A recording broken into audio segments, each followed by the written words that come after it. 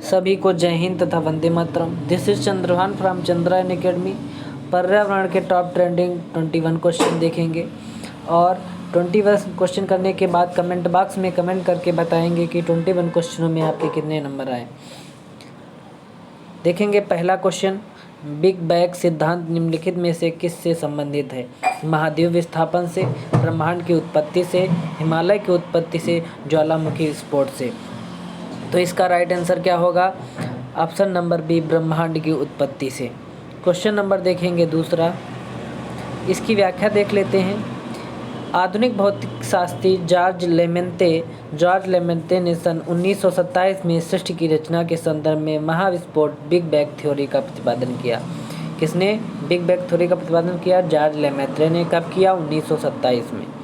Question number देखेंगे 2, निम्नलिखित में से किसने भारत में कृषि उत्पादन बढ़ाने के लिए सदाबहार क्रांति शब्द का प्रयोग किया? नॉर्मन बोरलॉग ने, एम.एस. स्वामीनाथन ने, राज कृष्णा ने, आर.के. वी राव ने। तो किसने किया ये बताएंगे। तो दूसरा इसका right answer option number B होगा, एम.एस. स्वामीनाथन इसका राइट आंसर। क्वेश्चन नंबर तीसरा बताएंगे, 20वीं शताब्दी में नई कृषि रणनीति को अपनाने के लिए भारत में हरित क्रांति की शुरुआत कौन से दशक में की गई? 1960 के दशक में की गई थी, 1970 के दशक में, 1950 के दशक में या 1990 के दशक में। तो तीसरे का राइट आंसर बताएंगे कब की गई थी। ऑप्शन नंबर बी, 1970 के दशक में की गई थी। क्वेश्चन नंबर देखेंगे 4, विश्व में हरित क्रांति के जनक कौन थे? नॉर्मन बोरलॉग थे, एम.एस. स्वामीनाथन थे, राज कृष्णा थे, आर.के. वी राव थे। तो क्वेश्चन पर ध्यान देंगे, पिछली बार पूछा गया भारत में भी हरित क्रांति के जनक, अब पूछा गया है क्या? विश्व में हरित क्रांति के जनक। तो इसमें क्या थे? नॉर्मन बोरलॉग थे, ऑप्शन नंबर फर्स्ट, और भारत में एम.एस. स्वामीनाथन। क्वेश्चन नंबर देखेंगे 5, इनमें से कौन सी सड़कें भारतीय प्रबंधन श्रेणी नहीं आती हैं? राष्ट्रीय राजमार्ग हो गया, राज्य राजमार्ग हो गया, सीमा सड़कें हो गया, जिला राजमार्ग हो गया। तो जिला राजमार्ग ये नहीं आती, ऑप्शन नंबर डी इसका राइट आंसर होगा। क्वेश्चन नंबर 6 देखेंगे, कब भारतीय रेलवे का राष्ट्रीयकरण हुआ था? 1948, 1950, 1949, 1951। तब कब क्या हुआ था? 1950 का भारतीय रेलवे राष्ट्रीयकरण हुआ था। अब ये जान लीजिए, 16 अप्रैल 1853 को पहली ट्रेन चली थी, और कहाँ से चली थी? मुंबई से ठाणे। और कितने किलोमीटर चली थी? 33 किलोमीटर। और कितनी समय लगा था? लगभग सवा घंटे। क्वेश्चन नंबर देखेंगे 7, निम्नलिखित में से भारत का पहला स्टीम इंजन कौन था? देशबंधु, गांधी, वायुदूत, सेतु, समुद्रम। तो 7 का राइट आंसर ऑप्शन नंबर ए है, देशबंधु। क्वेश्चन नंबर देखेंगे 8, निम्न में से कौन सी गंगा की सबसे लंबी सहायक नदी है? अलकनंदा, रामगंगा, यमुना, कोसी। तो 8 का राइट आंसर होगा ऑप्शन नंबर सी, यमुना इसका ऑप्शन यमुना। क्वेश्चन नंबर देखेंगे 9, शिव समुद्रम झरना निम्नलिखित में से किस नदी पर स्थित है? महानदी, चिनाब, कावेरी, कृष्णा। तो 9 का right answer option number C, Kaveri. Question number देखेंगे 10, हिमालयी नदियाँ पर्वतों से नीचे उतरते समय शिवालिक की ढाल पर पत्थरों, कंकड़ों, चौड़ी पट्टी कांच का निर्माण करती है, उस पट्टी को क्या कहते हैं? तराई कहते हैं, दून कहते हैं, खादर कहते हैं, बाबर कहते हैं। तो इसको क्या कहते हैं? भाभर कहते हैं। क्वेश्चन नंबर देखेंगे 11, निम्नलिखित में से नंदा देवी पर्वत कहाँ स्थित है? हिमाचल प्रदेश में, जम्मू और कश्मीर में, उत्तराखंड में, उत्तर प्रदेश में। 11 का right answer option number C, Uttarakhand में है ये। क्वेश्चन नंबर देखेंगे 11 का व्याख्या, नंदा देवी पर्वत भारत की दूसरी एक विश्व की 23वीं सर्वोच्च चोटी है। इसकी ऊंची व देश में सर्वोच्च चोटी कंचनजंगा है।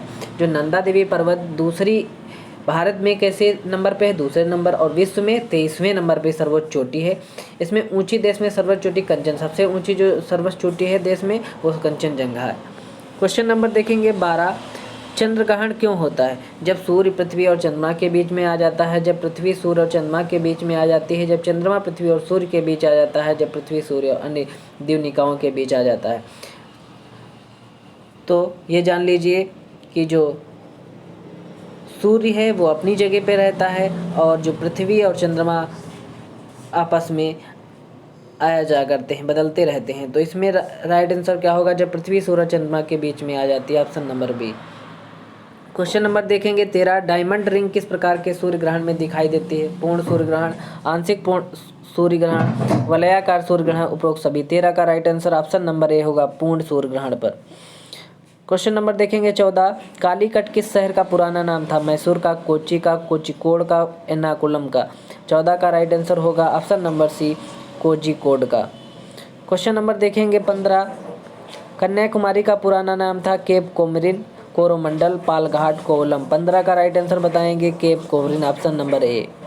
क्वेश्चन नंबर देखेंगे 16, जीवाश्म ईंधन मुख्य रूप से बना होता है कार्बन का, नाइट्रोजन का, फास्फोरस का, उपरोक्त सभी। तो जीवाश्म ईंधन किसका बना होता है? कार्बन का बना होता है। क्वेश्चन नंबर 17 देखेंगे, पनबिजली की श्रेणी में आती है? ऊर्जा और गैर अक्षय स्रोत, ऊर्जा के अक्षय स्रोत, जीवाश्म ईंधन, इनमें से कोई नहीं। 17 का राइट आंसर बताएंगे आप।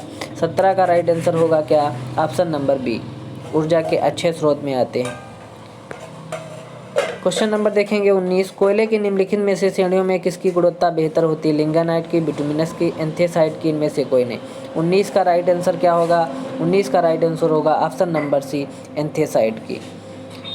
क्वेश्चन नंबर देखेंगे 20, जलता कोयला पर्यावरण में छोड़ता है कार्बन डाइऑक्साइड और सल्फर, कार्बन डाइऑक्साइड और मीथेन, कार्बन डाइऑक्साइड और सल्फ्यूरिक एसिड। तो क्या? सल्फर, कार्बन डाइऑक्साइड और सल्फर, ऑप्शन नंबर 20 का राइट आंसर होगा। क्वेश्चन नंबर देखेंगे 20 दो बार है, जलता कोयला पर्यावरण में छोड़ता है, वही रिपीट हो गया है। क्वेश्चन नंबर 21 देखेंगे, इनमें से कौन एक गैर अच्छे स्रोत है?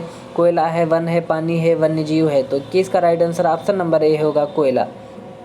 इसका राइट आंसर होगा कोयला, इसका राइट आंसर होगा कोयला।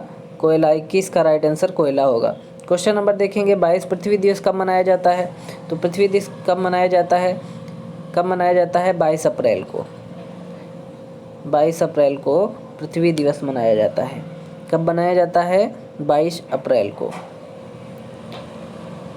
अगर चैनल पर नए हैं तो चैनल को सब्सक्राइब करें और बेल आइकन को भी दबाएं। कमेंट बॉक्स में कमेंट करके बताएं कि किस नंबर में आपके कितने नंबर आए। Thanks for watching Chandrayan academy.